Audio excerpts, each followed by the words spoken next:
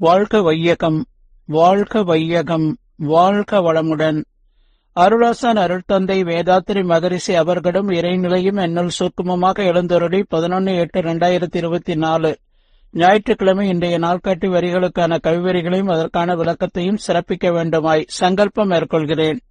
அனைவரையும் பணிவோடு முதற்கண் வணங்கி ஆரம்பிக்கலாம் என்றிருக்கிறேன். அனைவருக்கும் இனிய காலை வணக்கம். வாழ்க வளமுடன். சாமிஜியினுடைய இன்றைய நாள்காட்டி வரிகள். அன்பு என்பது எந்த ஒன்றையும் உடலாலோ மனதாலோ தன்னோடு இணைத்து பிடித்துக் கொண்டிருப்பது என்று சுவாமிஜி நமக்கு இந்த நாள்காட்டி வரிகள் கொடுத்திருக்காங்க. இதற்கான கவிதை வரிகள்.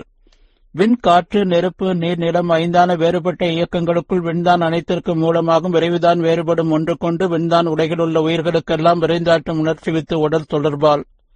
விண் அதிர்வே, ஊறு, ஓசை, வெளிச்சம், ஒளி, சுவை, மனம் இவைகளாக மலர்வதாகும் என்று ஒரு பாடல கொடுத்திருக்காங்க. இன்னொரு பாடல்ல இன்ப ஊற்று என நிறைந்த இறைவா என்னும் போதிலே ஏற்படும் ஓர் இன்பம் அதை எவ்வாறு சொல்வேன். நன்மை தரும் நவக்கோள்கள் நட்சத்திர கூட்டம் நான் நகத்தை காணுகின்றேன் நடனமாடிடும் காட்சியாய். உன் பெரிய பேரியக்க ஊமையற்ற ஆற்றலால் உலகங்கள் அத்தனையும் உருளுதே ஓர் கொத்துபோல். தன்மயமாய் தானதுவாய் தவறிடாது இயங்கும் இயக்கும் உன் தன்மையினை என்ன என்ன தவமது ஆனந்தமே என்று சுவாமிஜி நமக்கு இந்த 2 பாடல் கொடுத்திருக்கிறாங்க.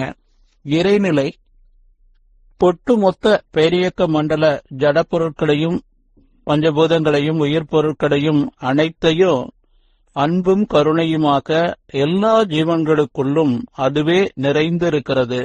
விளக்கும் ஆற்றலாகவும் சூழ்ந்து அழுத்தும் ஆற்றலாகவும் இந்த பேரியக்க மண்டலம் முழுவதும் நிறைந்திருக்கிறது. கோடான கோடி சூரிய குடும்பங்களாகவும் பஞ்சபூதங்களாகவும் ஓரறிவு தாவரம் முதல் கொண்டு ஐயறிவு விலங்கு வரையிலும் பரிணாமத்துல மனிதனாக தோன்றியிருக்கக்கூடிய இந்த 6வது அறிவு பெற்ற மனம் வரை தொடர்ந்து வந்த அனைத்து தோற்றங்களும் ஜடப்பொருள் உயிர்பொருள் எல்லாமே இறைநிலையால தன்மாற்றம் கூறுதலறம் இயல்புக்கும் என்ற அந்த முத்திறனால நீங்கிக் கொண்டிருக்கிறது என்ற அந்த பேருண்மை நாம் உணர்ந்து வாழணுங்க. தாவரம் ஒரு உணர்வு கூட இயங்கிக் கொண்டிருக்கு. புழு 2 உணர்வு, எறும்பு 3 உணர்வு, பாம்பு போன்ற ஜீவராசிகள் 4 உணர்வு, விலங்குகளுக்கு ஐயுணர்வு, மனிதர்களுக்கு மனம் என்ற அந்த 6வது அறிவோடு இயங்கிக் கொண்டிருக்கிறோம். ஒவ்வொரு தனி மனிதனும் வாழும் காலத்திலேயே நான் யார், எங்கிருந்து வந்தேன், துன்பமே வருது, துன்பம் நீங்கி இன்பமாக வாழ்வதற்கு என்ன வழி, இந்த சமுதாயத்தில் என்னுடைய பங்கு பணி என்ன என்பதை புரிந்து கொண்டு அதை தெரிந்து கொண்டு நாம் இறை உணர்ந்து வாழணுங்க. அதே இறையத்து தன்மையான அன்பும் கருணையுமாக இறையின் சொரூபமாக ஒவ்வொரு தனி மனிதர்களும் வாழ பழகிக் கொள்ளணும். பஞ்சபூதங்கள் வெண் கூட்டங்கள், அதுவே 2 இணையும் போது காற்று, 3 இணையும் போது நெருப்பு, 4 இணையும் போது அது நீர், 5 இணையும் போது அது பாறைகளாக உருவெடுக்கிறது. பாறைகள்ல இருந்துதான் அந்த முதல்ல தாவரம் தோன்றுது. 5 பூத இணைப்பான அந்த பாறை பேரணுக்கள் பல இணைந்து ஒன்று கூடி இயங்கும் போது அணுக்களின் கரைசலால் ஏற்படும் காந்த மூலம் இறை துகள்கள் சுழன்று வரும்போது அந்த சுழற்சியில் உருவத்தின் மையப்பகுதியில் ஏற்படும் திணிவு கருமையமாக மாறி அந்த உருவத்தின் மையப்பகுதியில் அமைந்து விடுகிறது. இதுதான் ஆன்மா எனப்படும் மறைபொருளாகும். இதை தாங்கி இருக்கும் உருவம் ஜீவ இனம் எனப்படுகிறது என்று சுவாமிஜி நமக்கு இறைநிலை தவத்துல சொல்றாங்க. அந்த சுழற்சியில தோன்றியதுதான் முதல்ல தாவரம். நாம நம்முடைய பரு உடலை எடுத்துக்கொள்ளுவோங்க. நம்முடைய பரு உடல்ல விண், காற்று, நெருப்பு, நீர், நிலம் என்று சொல்லக்கூடிய 5 பூதங்கள் இணைந்திருக்கு.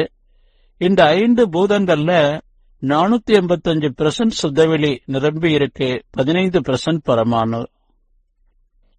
உயிர், நம் உடல்ல இருக்கக்கூடிய உயிர்ல 99% சுத்தவெளியும் ஒரே 1% மட்டும் பரமாணு இருக்கு. அது நம் உடல்ல உயிராக இயங்கிக் கொண்டிருக்குது. 98% சுத்தவெளி, 2% பரமாணு, அது காற்றாக இயங்கிக் கொண்டிருக்கு. 97% சுத்தவெளி, 3% பரமாணு, அதுதான் நெருப்பாக இந்த 98.6 பாரண்டிகேட்டாக இயங்கிக் கொண்டிருக்கு.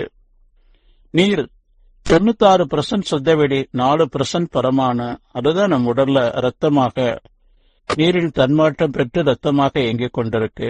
95% சுத்தவெளி, 5% பரமாணு. அதுதான் நம்முடைய பரு உடலாக கெட்டித்தன்மைக்குள்ள இந்த 5 பூதங்கள் நம் உடல்ல இணைந்து செயல்பட்டு கொண்டிருக்கு.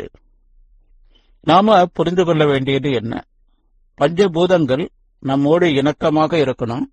அதே போல நாம் வாழ்ந்து கொண்டிருக்கக்கூடிய இந்த சூரிய குடும்பம் மட்டும் அல்லாமல் பெரிய மண்டலத்தில் உள்ள கோடான கோடி சூரிய குடும்பங்கள்ல இருந்தும் நமக்கு காந்த அலை கதிர்கள் நம் உடல்ல உள்ள ஒவ்வொரு உறுப்புகளோடும் அது இணைந்து செயல்பட்டு கொண்டிருக்கு. அதற்குதான் சுவாமிஜி நமக்கு பஞ்சபூத நவகிரக தவம் கொடுத்திருக்கிறாங்க. 5 இந்திரியங்கள்ல நாம் உள்ள அந்த தன்மை தேவையற்ற களங்க பதிவுகள் நீக்கிக் கொள்ள சுவாமிஜி பஞ்சேந்திரிய தவம் என்ற ஒரு சிறந்த தவத்தை கொடுத்திருக்கிறாங்க. நல்ல முறையில நாம தவம் செய்து அந்த இறைநிலை இணைப்போடு வாழ்ந்து அன்பும் கருணையோடு வாழ்வோம் என்று சொல்லி நாள்காட்டி வரிகள் என்ன சொல்லுது? அன்பு என்பது எந்த ஒன்றையும் உடலாலோ மனதாலோ தன்னோடு இணைத்து பிடித்துக் கொண்டிருப்பது என்று கொடுத்திருக்கிறாங்க. இதை உணர்ந்து வாழணுங்க. நன்றியோடு நிறைவு செய்து கொள்ற இன்றைய சிந்தனைய வாழ்க வளமுடன், வாழ்க வளமுடன், வாழ்க வளமுடன்.